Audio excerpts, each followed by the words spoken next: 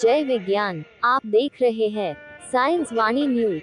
ग्राम कुनकुनी के पावन धरा पर श्रीमद् भगवत कथा ज्ञान यज्ञ सप्ताह का भव्य आयोजन।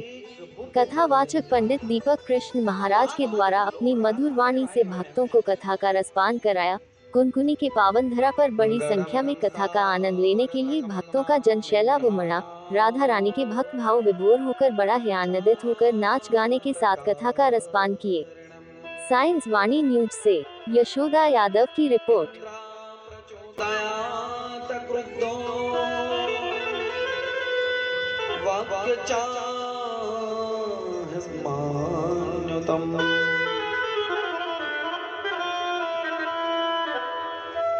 इंद्र जब आए तो वृंदावन के राज्य में